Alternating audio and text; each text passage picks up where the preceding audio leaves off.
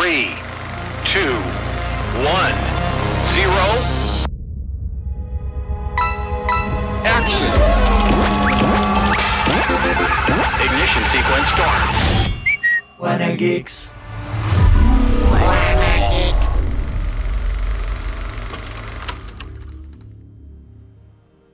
Crecí en el campo de batalla. El conflicto y la victoria fueron mis padres. La unidad de batalla es mi vida, mi familia. No tengo nada ni nadie excepto la unidad. Esta es una frase que dice Olga Gurlukovich, un personaje de Metal Gear Solid 2, y se me hace interesante empezar con ella porque creo que nos ayuda a entrar bien en tema. Vamos a hablar de la figura femenina en la cultura pop geek a propósito del Día Mundial de la Mujer. Y esta mujer, Olga Gurlukovich, cuando salió en Metal Gear Solid 2, que fue en el 2000, alrededor del 2000, fue muy controversial porque era una figura femenina que era pronunciadamente capaz en el área de los hombres. Y bueno, para hablar más a fondo de estos temas que a veces son controversiales y más bien yo creo que deberíamos ver cómo deben fluir mejor y deben estar más arraigados en nuestra sociedad, nos acompaña Valeria, aquí del Audioverse de Tribu Política. Hola, ¿qué tal? Es un placer volver a tenerla aquí, porque ya alguna vez platicamos con ella sobre Harry Potter. Vayan a escuchar ese capítulo. Nos acompaña Harumi, socióloga, que también tiene un podcast geek que es Juguito de Teoría Geek. Gracias por estar aquí, Harumi. No, a ustedes gracias por la invitación. Y bueno, como siempre estamos aquí con Juac. Qué chido que volvamos a estar juntos. Así es, gracias. Y bueno, quiero comenzar a ver con Valeria.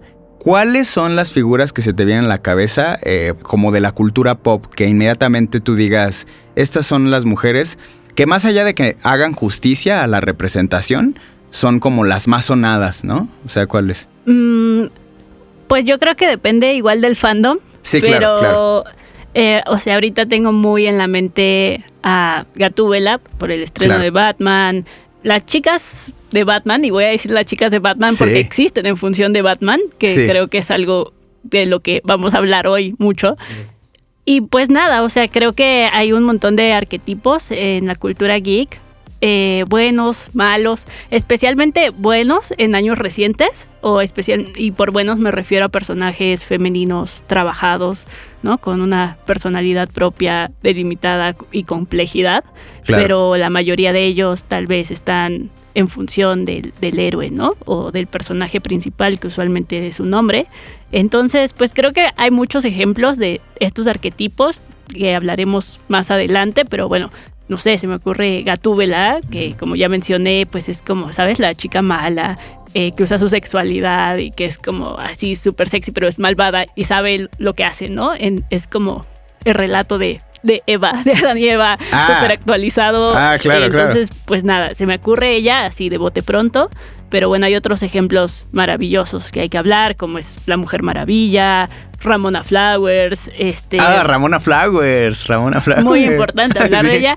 Hermione de Harry Potter. Bueno, hasta Vilma de Scooby-Doo, ¿no? Mira, sí. Pero pues sí, hay como una representación diversa de las cualidades de la mujer y todas ellas, pues, problemáticas. O de todas ellas podemos sacar mucho jugo, siento. Ok. ¿Y tú, Harumi? A ver, ¿cuáles se te vienen a la cabeza? Pues en el caso del anime sí hay como una fuerte disposición a crear mujeres protagonistas, que es en el shoujo, y en el de Chicas Mágicas, pues todos ahí son mujeres. Tenemos a Sailor Moon, tenemos a Sakura Card Captor, y ahorita que se va a reestrenar o van a reestrenar Mew Mew Power, que son igual puras chicas. Y no sé si llegaron a ver, ¿cómo se llamaba? Doremi. Claro. ¿No? También eran todas chicas, ¿no? Y todas tienen una personalidad diferente de acuerdo a la historia. Pero también tenemos en el shonen, pues chicas fuertes, o bueno, no sé si decir fuertes, como Hinata o Sakura Haruno, que también son personajes importantes en la cultura otaku. Tenemos a Misty o a Nezuko, más a Nezuko contemporáneo. De Demon Slayer, ¿no? Ajá, de Demon Slayer. Y bueno, ya un montón de personajes que tiene My Hero Academia, pero ahí sí son como figuras como más relegadas. O sea, ahí el punto fuerte son los hombres, ¿no? Pero en el anime sí podemos encontrar figuras fuertes, sobre todo en en el shoujo, en el género de chicas mágicas, o incluso en las películas de estudio Ghibli. La mayoría son mujeres, ¿no? Las protagonistas. Bueno, claro. Que sí. esta película del cuento de la princesa Kaguya está precioso porque justamente quiere romper con los estereotipos de la mujer, ¿no? Claro. Y es una historia muy bonita que realmente vale la pena, que si no la han visto... Que gráficamente es muy particular. Oye, preciosa. la misma Chihiro, ¿no? Del viaje de Chihiro. También. O Lucy en El Castillo Vagabundo. Sí, todas, tienes toda la razón, todas ¿no? chicas, ¿no? O sea, en el anime sí hay como una presencia fuerte. Claro, sí, es verdad. A ver, del lado del videojuego, Joaquín, ¿a ti cuáles se te ocurren a ti? Bueno, ya hablamos de Aloy, hablamos extensamente sobre Horizon y esta nueva saga. El videojuego es muy particular con este tema, porque hace 7 años surgió un gigantesco escándalo llamado Gamergate, que fue todo sobre este asunto. No lo voy a resumir porque lo único que te tiene que quedar claro es que es una tontería. Eso es lo único que te tiene que quedar claro. Ok. Pero por el otro lado, la representación de la mujer en el videojuego ha sido difícil porque se ha considerado que el videojuego es un juguete. Y el juguete se partió entre azul y rosa hace mucho tiempo. Claro. Entonces se ha tenido la idea de que el videojuego es un juguete azul, es un juguete para niños. A pesar de que las estadísticas, sobre todo en los últimos años, son bastante parejas, el 41% de los jugadores son mujeres y está subiendo esa cifra, va a ser 50-50 pronto. Aún así, se sigue considerando el videojuego como un medio exclusivo como de niños y eso se nota muchísimo desde su inicio.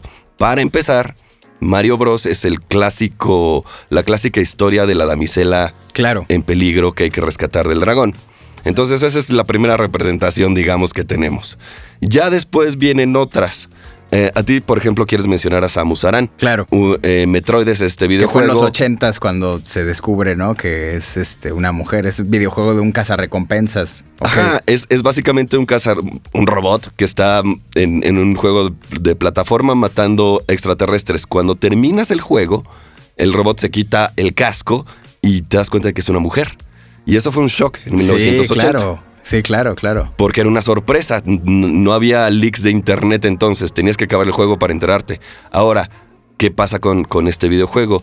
Que perpetúa otro de los tropos más dañinos al mismo tiempo, ¿no? Porque te pone a la mujer como recompensa. Si tú terminas el videojuego, Samus se quita el casco y ves que es una mujer. Si terminas el videojuego en menos de 5 horas, se quita toda la armadura y aparece en leotardo. Y si lo terminas en menos de 1 hora, aparece en bikini. Entonces es una recompensa para lo que llaman el male gaze, terminar el juego, la mujer como recompensa. Oh, bueno, qué loco. Y bueno, también en la misma industria del videojuego, ¿no? O sea, en realidad es una industria que la mayoría está... Los escritores, los directores, pues son hombres también, ¿no?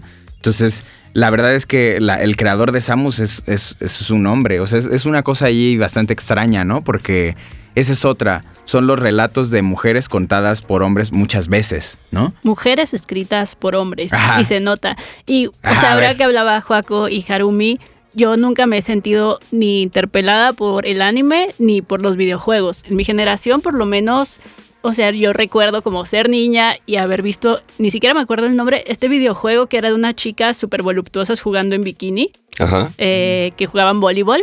Y que era como Doa. Muy detallado. Doa voleibol. Sí. Sí. O no sé, o del anime, como estas chicas voluptuosas. Y como que yo era niña y decía, esto no es para mí, ¿no? Claramente esto es para mi hermano, para mis primos. O sea, yo nunca me sentí realmente interpelada. Y creo que, o desde mi punto de vista, que puede ser falso, pero hay una gran parte de la cultura geek donde a las mujeres y a las niñas se nos ha excluido, ¿no? O sea, en la puerta de entrada no puede, o sea, no, esto no es para ti, claramente. Sí, exacto, o sea, esa es la sensación que te transmite a ti más allá de lo que creemos o no, y es interesante, ¿no? Si tú lo ves y dices, esto no es para mí, pues eso es interesante porque, o sea, esas historias, ¿por qué se piensan como se piensan, no? Pero bueno, lo que te quería preguntar ahorita es, ¿qué piensas, por ejemplo, de este grupo de mujeres que mencionaste, ¿no? O sea, mencionaste, por ejemplo, a las mujeres de Batman, que todas son muy parecidas.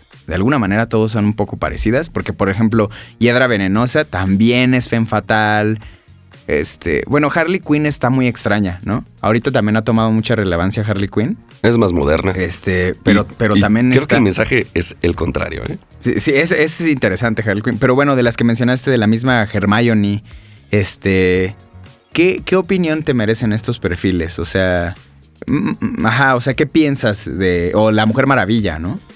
Pues creo que son arquetipos, ¿no? Y funcionan como lo que son. Pero justamente es lo que decía Joac, es la male gaze, ¿no? Es la mirada masculina sobre la mujer o sobre la feminidad, ¿no? O sea, por ejemplo, Spider-Man tiene a dos chicas, ¿no? Que representan como una cosa, ¿no? Por ejemplo, tenemos a la Girl Next Door, que es como la vecina simpática, buena onda, pero accesible, ¿no? Bonita, pero accesible, que es Mary Jane, y que es todo un arquetipo que se ha explotado muchísimo en el cine.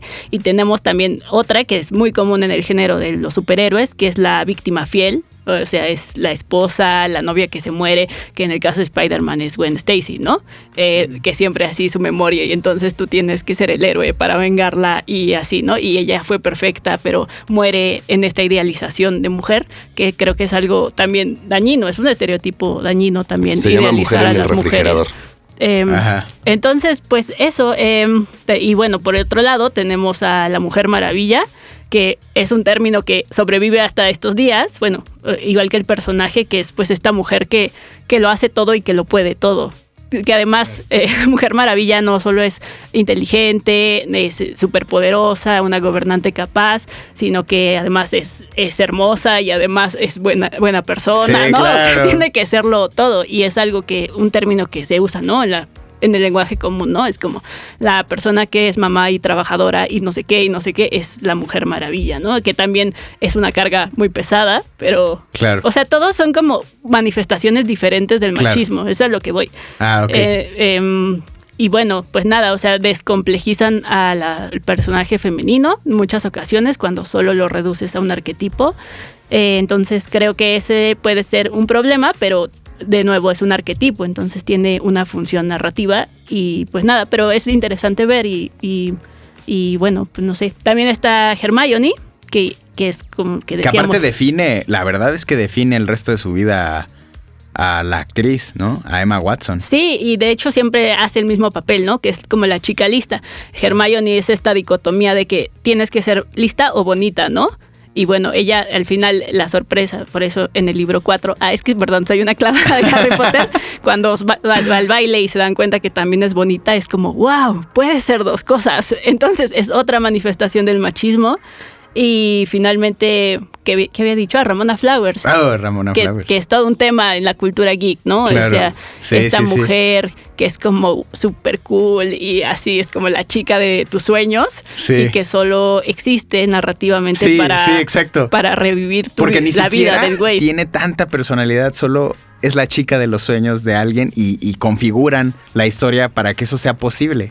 Ajá. Está bien extraña. Ramona Flowers es muy interesante. Ajá. Entonces, pues eso, o sea, es interesante ver cómo se ha representado a la mujer en la cultura geek, bueno, o lo que me toca hablar a mí, que es la cultura geek, pues norteamericana, sobre todo. Harumi ya nos dirá de la cultura japonesa cómo cambian estos arquetipos o si se mantienen, pero pues nada, me parece como interesante. A ver, Harumi, desde esta perspectiva, ¿tú crees que hace justicia la interpretación que tienen los japoneses? A ver, porque yo, por ejemplo, te escucho muy animada y evidentemente te gusta mucho y lo amas, ¿no? Y eso está bien. También, si a ti te gusta una representación que Aval cree que no debería de ser así, pues yo pienso que no importa porque a ti te gusta, ¿no? Pero haciendo como una reflexión de la representación que tienen los japoneses en sus animaciones, ¿crees que hacen justicia o tú te sientes representada o qué piensas respecto a eso?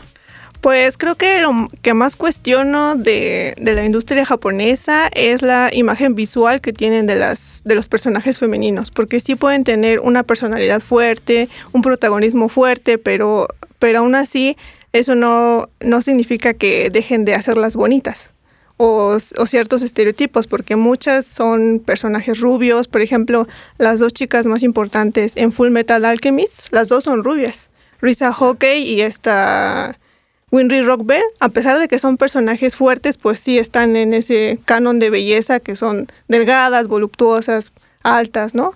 Entonces creo que ese es el problema que yo encuentro más en la industria del anime, pero pues también depende mucho del género. En el shonen sí tienden mucho a esto del fanservice, o sea, esto sí es de ley. Pero por ejemplo en el shoujo o en el Slice of Life, que es el anime de vida cotidiana, por ejemplo hay un anime que a mí me gustaba mucho que es K-On!, que es un anime de unas chicas que tienen su grupo de música. Y todo el anime pues se trata de que son amigas, de que conviven, hacen música, y es como que una imagen muy bonita porque tú dices, bueno, cuando se habla de música, principalmente son hombres los que producen música, y en este anime pues se intenta recuperar esa idea de que las mujeres también pueden crear música, ¿no?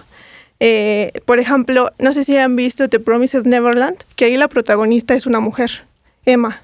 Ese anime también me parece muy importante porque sí recupera esta idea tradicional de la mujer de que es ese ámbito maternal, pero también es una mujer fuerte que ayuda a que estos niños puedan salir del lugar en el que están. O sea, no quiero hablar mucho porque es spoiler.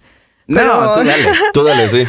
Porque, o sea, ese anime me gustó mucho porque en cuestiones de romper con los estándares del shonen, o sea, es la primera protagonista mujer de un shonen, Eso es importante. de un anime que está dirigido a hombres. Claro. Y ese personaje me parece importante porque, por ejemplo, hay otro shonen como este de Full Metal Alchemist, que a pesar de que lo escribe una mujer, pues no rompe con esa idea o sea, estéticamente, ¿no? Porque sí hace a unos personajes muy fuertes, que a mí son los que más me gustan.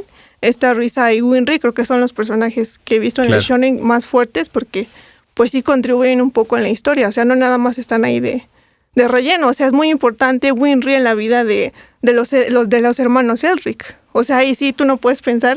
Claro. Y la otra chica, o sea, sí es muy importante para el plot y efectivamente un personaje muy fuerte, pero es el macho más macho de toda la serie. Sí. Es muy dura. Sí, sí. Incluso tiene un hermano que sería la imagen de la masculinidad y lo domina. Ajá. Entonces también está esta representación de esta mujer ruda, ¿no? Súper ruda, ¿no? Que incluso podría ser un poco Shampoo en Ranma, que hay una dualidad en Shampoo. ¿Es la más tierna o la más brutal? ¿No? Pero esta no es tierna. Esta es una mujer de hierro. Los Armstrong sí son otro rollo. Sí, y su arco de ella está muy padre también. Pero igual en otros shonen, por ejemplo, sí está mucho esta idea de Sakura, Haruno y Hinata Hyuga. O sea, esos sí son dos opuestos completamente. Sakura, que es muy ruda, pero no es muy bonita, y está Hinata, que es tímida, pero es el crush de todos, ¿no? La waifu perfecta, como decían, ¿no? Claro. que es tierna, es sensible, se sonroja, o sea, es como el sueño de todos los hombres, ¿no? Y por el otro lado está Sakura, que es como muy ruda y ni siquiera Naruto la quiere, o sea, Sasuke es el que no la quiere y termina con ella. Ay, me acuerdo que a mí siempre me gustaban mucho ese tipo de mujeres, y de hecho esta Kane Tendo en Ranma es así, ¿no? Te la plantea y Ranma todo el tiempo le está diciendo que es nefasta. O sea, también justo es otro perfil. Bueno, de lo comentado, ¿qué opinas, Juac? Me parece muy interesante y también creo que caen muchas de los personajes de los que acabamos de hablar en unos estereotipos muy interesantes. Ya habíamos dicho que Gatúbela cae en el estereotipo de la femme fatale, un estereotipo muy de noir. Claro, que un poco Batman es eso, ¿no? Es muy noir. Es noir, ajá. Exactamente, una extraña combinación entre grandiosidad y decadencia. Claro. Pero también explota otros arquetipos. Entonces, cuando se escribió Batman, se usaba mucho la frase el gato ladrón. Y el propio Bob Kane dijo que él consideraba que había algo muy femenino en las mujeres en general. Como habíamos dicho en el episodio de Batman, los villanos de Batman funcionan para tentar una de sus 5 pilares, y en el caso de Gatúbela es su digamos, voluntad, ¿no? Claro. Ella es seductora, pero es un criminal. En el caso de Poison Ivy, esta sexualidad es idéntica, pero se torna muy peligrosa. Este es otro arquetipo, la sexualidad como arma. Sí, claro, totalmente. Sí, exacto. Gatúbela es como parte de, y Hiedra Venenosa es su identidad misma, es lo que la hace totalmente ella, ¿no? Ajá, te seduce y te mata. Ese es su chiste. Claro, literalmente. Y normalmente ese es el tipo de arquetipos que van con una mujer araña. La viuda negra suele ser Claro. el arquetipo más típico. Y hablamos de Harley Quinn. Harley Quinn es un personaje muy moderno, es decir, es reciente y es noventero. Y fíjate que contrasta mucho con los personajes femeninos típicos de los 90, en el sentido en el que Harley Quinn es una anti-Mujer Maravilla. Harley Quinn representa a la mujer que está obsesionada con un psicópata maldito que la odia en el fondo. Y está obsesionada con este tipo, con este horrendo criminal. Y en las versiones más actuales se va despegando de ella en función de un hombre, ¿no? Finalmente tiene claro, ese es su arco. En algún momento se tiene que librar de este psicópata. En algún momento. Claro. Pero un poco pierde el chiste, ¿no? Claro, bueno. Ya no estás mandando el mismo mensaje. Pero bueno, a ver, yo si puedo como hacer una visión de lo que comentamos. A mí me parece que las versiones occidentales de la cultura pop de la mujer es muy cuidada, ven qué tendencias hay y se van con esas tendencias, ¿no? Y a mí lo que me llama la atención de, por ejemplo, los asiáticos es que hay contrastes enormes. En la misma obra puedes tener una representación femenina increíble, o sea, sumamente interesante y profunda, y tener la versión más denostable por lo menos para la cultura occidental, ¿no? O sea, la versión más como objeto sexual, que ni siquiera opina. Y eso a mí se me hace por lo menos interesante. Pero bueno, les quería plantear algo y escuchar sus perspectivas. Por ahí alguien me comentó, un fanático de la cultura japonesa, ¿no? Me decía que es que yo creo que ha sido un error que hayamos entendido como la figura de, digamos, femenina mejor planteada, aquella que quiere hacer lo que hacen los hombres, ¿no? Me decía él, en lugar de dar el correcto lugar a las actividades que ya hacían las mujeres, que son valiosísimas en sí mismas, ¿no? Yo no digo que esto esté bien, sino quisiera escuchar su opinión, porque hay una película japonesa que se la recomiendo así absolutamente a todo mundo, que se llama Los Niños Lobo. Esta película trata de cómo una mujer se queda como mamá soltera porque su esposo fallece ahogado. Su esposo era un hombre mitad lobo. Y entonces ella tiene lobitos. Y yo creo, la película es una narración, así nada más te ponen a los lobos para que tú te sientas en una onda mágica, pero es una narración de las batallas de una mujer como madre y las luchas que tiene que tener para poder criar a sus hijos. Es preciosa. Y yo creo que esa película es una reverencia a las actividades que los japoneses, que se considera que son muy machistas, creen que debe hacer una mujer, ¿no? Es un reconocimiento diciendo, es hasta más importante que cualquier actividad que pueda hacer un hombre. Entonces, eso era lo que me decía esta persona, ¿no? Me decía, es que yo creo que ahora vuelve a tener una victoria el pensamiento del hombre al decir que para ser importante tienes que hacer lo que yo haga. Y entonces yo con esto quisiera escucharlas. ¿Qué opinan ustedes de esto? O sea... Bueno, antes me gustaría puntualizar de algo que dijo Joac. Creo que el personaje de Harley Quinn, junto con otros personajes, creo que se parece al personaje de Daenerys, que es como, o sea, esta persona es una víctima por diferentes circunstancias, víctima de alguien o de un sistema que está en proceso, y ese es el arco de ambas, que decide no ser una víctima. Y ambas, pero lo que me parece extraño o que me llama la atención es que ambas caen en la locura, ¿no? O sea, eso es interesante. Okay. O las dos juegan con este tema de la locura. Y bueno, de lo que decías, pues sí, o sea, creo que eso es un tema relevante en el feminismo, como desde hace varias décadas, de si, o sea, de como de por qué, o sea, seguir poniendo el ideal masculino como lo que deberíamos ser, cuando históricamente hemos hecho labores pues muy importantes, pero ojo, que nunca han sido reconocidos, ¿no? Que son como la crianza, el trabajo doméstico, o sea, en la economía eso no existe, es el trabajo invisible que se llama y que en realidad es el que sostiene todos los sistemas económicos del mundo, ¿no? Claro, cuando todas las recaen sociedades. en las mujeres es trabajo gratuito, mientras los hombres pueden salir y hacer la vida pública, ¿no? Eso es uno de, o sea, pero creo que debe existir el derecho a hacer ambas cosas, ¿no? Y la repartición de tareas y todo eso. Entonces, pues creo que sí, o sea, esa discusión permanece, pero ya lleva varias décadas existiendo de como de, pues, ¿por qué queremos hacer las cosas de los hombres o actuar de una manera como los hombres o competir contra los hombres? Sí. O sea, sí, también nuestro trabajo histórico, el trabajo que hizo mi abuela, que hizo mi bisabuela, es muy relevante, solo que no se ha escrito historia sobre eso, ¿no? O siempre ha sido como aburrido, entre comillas, o pues porque es cotidiano, ¿no? O sea, porque es algo que se hace todos los días y que nunca termina. No es la gran aventura del héroe. No hay, Claro. Pero hay que preguntarnos, ¿hay transformación ahí o cómo sería, ¿no? O sea, ¿cómo lo narraríamos? Claro. Tú, Harumi, ¿qué opinas?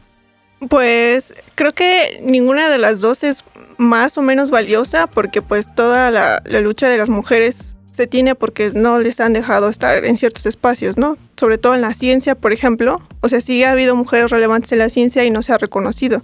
Y por ejemplo, hablaba de esta Winry Rockbell. Ese personaje me parece muy importante porque también cumple con esta doble idea del trabajo de cuidado que tiene con los Elric, pero también es un personaje que quiere sobrevivir por sí mismo, ¿no? Ella viaja para poder... qué padre. Ella viaja para poder descubrir, bueno, no descubrir, sino aprender nuevas formas de crear aparatos, de crear armas sofisticadas o prótesis sofisticadas para poderle dar unas buenas manos y piernas a Edward. Y por ejemplo, no, esa figura casi no se representa en los animes, porque la mayoría de los animes o son chicas muy jóvenes, que pues nada tiene que ver con la labor femenina, que se vincula más con una figura maternal o con un personaje más adulto. O por ejemplo, a mí me gustó mucho esta idea del personaje de Shinobu en Demon Slayer, porque es un personaje que también cumple con esta doble función de la labor de cuidado, pero también la labor de la científica. Ese personaje también me parece muy importante en la historia porque los ayuda en todo sentido, los ayuda, pero a la vez es parte de su creatividad como científica, de crear Claro, o sea, se le da a la actividad, se le da el debido respeto y arropamiento y que se merece, pues, porque es importante, ¿no? Uh-huh. Un poco por ahí. Sí, porque, o sea, tanto está en una labor de hombres, que es la ciencia, como también está el cuidado de todos los cazadores de demonios. Que por ejemplo, todos que los japoneses consideran que eso es como para mujer y o sea... Pues sí. Pues sí, no, o sea, no diría que es solamente para los japoneses, o sea, sino a nivel... Sí, bueno, sí hay una concepción como global de la cultura, ¿no? ajá, ¿no? Sí, claro. ¿Qué pasa con series, por ejemplo, como Sailor Moon, donde es un elenco casi completamente femenino, pero hay varios temas, ¿no? Dos de ellas, por ejemplo, son pareja. Aunque en la traducción en español dijeron que eran primas, son pareja. O sea, pero ve, eso es lo que eso nos habla. Sí. Eso es la censura que se hizo a nivel internacional. Y la protagonista creo que es lo que llaman una tsundere. Es una bimbo, es una mujer torpe y diría que tonta y simplona. Y además, todas las escenas de transformación, que es algo muy viejo, son increíblemente sexualizadas. Uh-huh. Sin embargo, es un elenco todo femenino que habla sobre el protagonista, el héroe, es una mujer. Una mujer, sí. Y que habla principalmente de las relaciones entre ellas. Uh-huh. Pero también entra como pues esas contradicciones de las que hablas, Ricardo, también muy noventeras, ¿no? Donde estás tratando de dar un buen mensaje por ahí, pero está inscrito en una ideología dominante. Claro. Que a lo mejor no te permite dar el mensaje completo, ¿no? También veo ahí algunos personajes femeninos padres en Avatar The Last Airbender. Sí. Katara, que es gringo, ¿no? Que es una merimanga, ¿no? Katara cumple las veces de curador, pero también es maestro, pelea. También es guerrero, sí. Puede ser vengativa, puede ser cruel. Está Toph, que también es guerrero, también es maestro. La misma Korra, ¿no? La misma protagonista. O Azula, ¿no? El personaje también La es villana. fantástico. Que incluso en Korra se Fantástico. plantea al final que es lesbiana, ¿no? Que, que tiene una por pareja. ejemplo. Ajá. Y actualmente yo creo que también voy a mencionarla.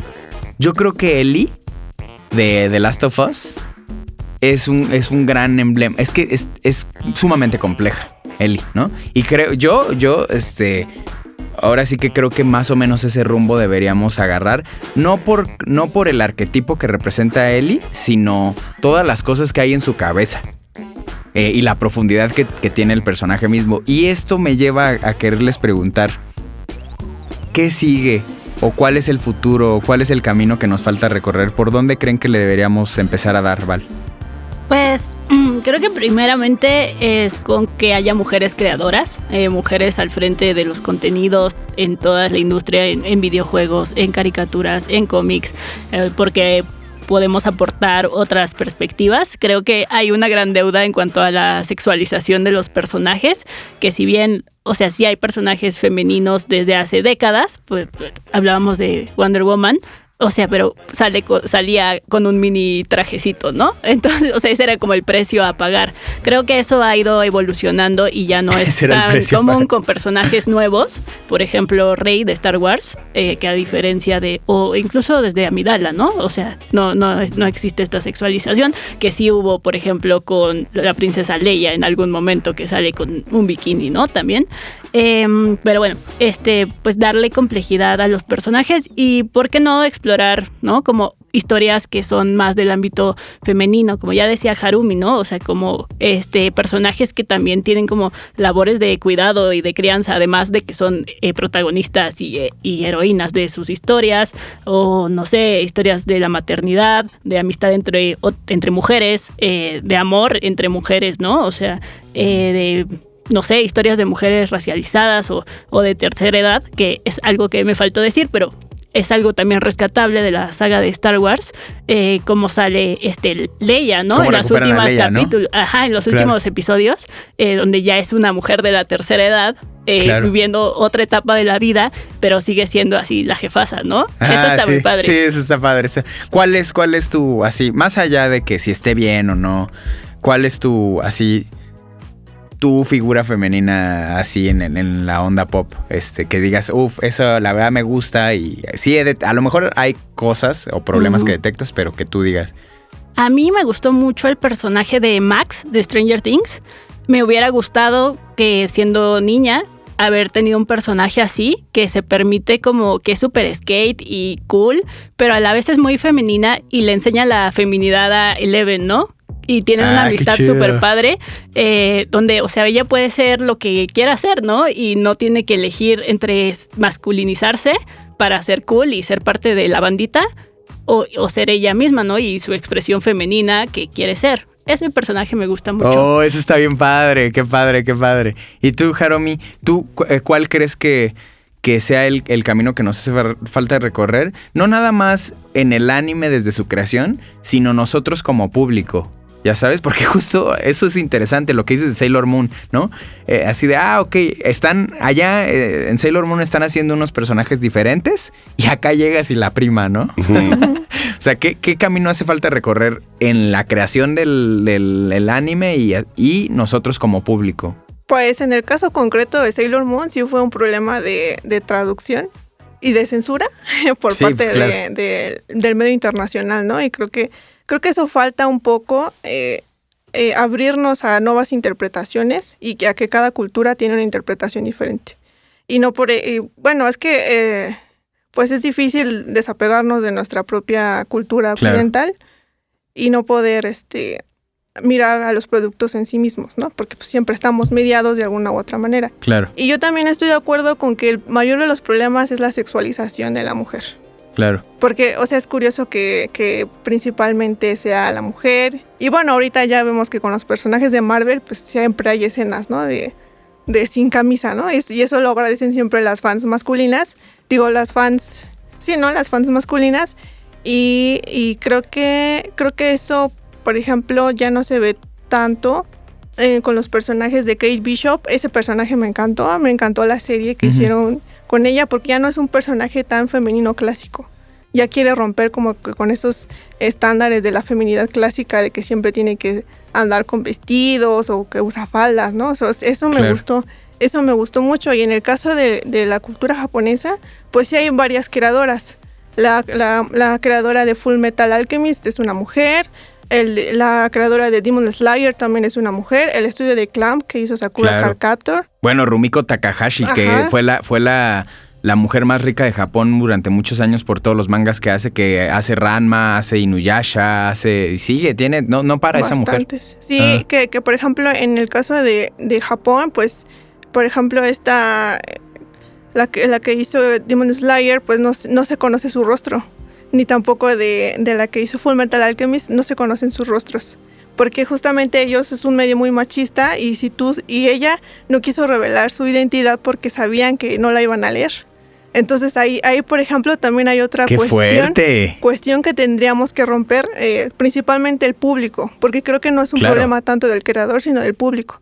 Porque de una u otra manera los creadores siempre se adaptan al mercado.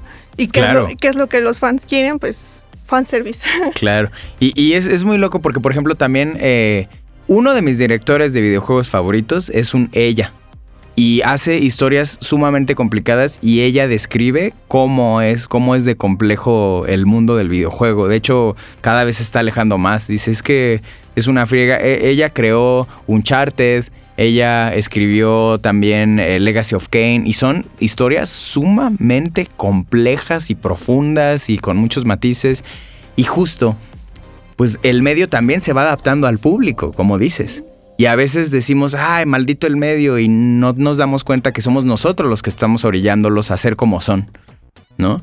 O sea, y eso es interesante, nosotros reevaluarnos como, no nada más la crítica hacia, no dejan hacer esto, no dejan hacer lo otro, sino, y nosotros en ¿Qué dónde demandamos? estamos interfiriendo ahí, ¿no? ¿Qué piensas, Joac? Muy interesante todo lo que han dicho aquí. Me parece que el tema de la sexualización es un tema nada más porque seguimos pensando en la mirada del hombre. Lo de Aloy es muy claro en Horizon. Lo que quieren hacer con esta representación es que los hombres manejen a una mujer que no está sexualizada, que no es un objeto de su deseo. Y lo mismo con los superhéroes. El cuerpo esculpido de los superhéroes no está hecho para ellas. Está hecho para que los hombres se identifiquen con su propia imagen de masculinidad. Y muchas veces al tratar de hacer equivalencias no es la solución. No es sexualizar más a los superhéroes lo que va a ser la solución. Porque además muchas veces se sexualizan también a través de la mirada del hombre. Nada más se les aplica a ellos. Entonces, ese yo creo que es el problema mayor. Y precisamente ustedes decían también una cosa por acá.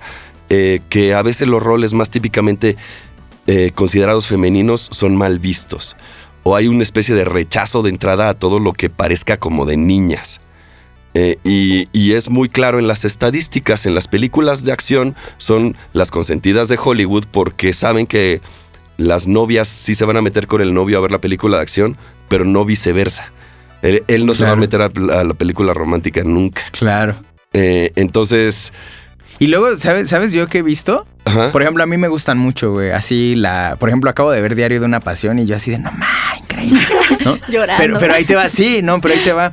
Hay reacciones hasta así ya como reflejo, güey, de la gente, de burlarse, ¿sabes? Y yo digo, ajá, ustedes, por ocurrir. ejemplo, ¿no? No, a ver, es muy diferente platicarlo en este contexto y todo es cotorrear a estar ahí viviéndolo y que llega... Ahora, no lo estoy diciendo así de malditos, ¿no? Sino digo, es una realidad. Hay reacciones reflejo, como esa. Eso es un reflejo. Hay peliculones, güey, que nada más por el hecho de decir, híjole, es que esto es como un rollo como de mujeres, pum, no entro, ¿no? Esto me lleva a las conclusiones, ¿no? Porque ya ojalá tuviéramos mucho más tiempo. Sí, porque no estamos hablando de la prueba Bechdel. Ajá, a ver, menciónanos eso antes de ir a las conclusiones, porque es importante, creo que en la creación de nuevas historias, ¿no? Ajá, y en cómo creamos y en cómo consumimos nuevas historias. Bueno, hay una artista de cómics que creó esta pequeña prueba. Se llama la prueba Bechdel o la prueba Bechdel-Wallace. Ella se llama Alison Bechdel y esto salió por primera vez en uno de sus cómics. Y básicamente es una prueba muy simple de 3 preguntas. La película que vas a ver, ¿aparece al menos 2 personajes que sean mujeres?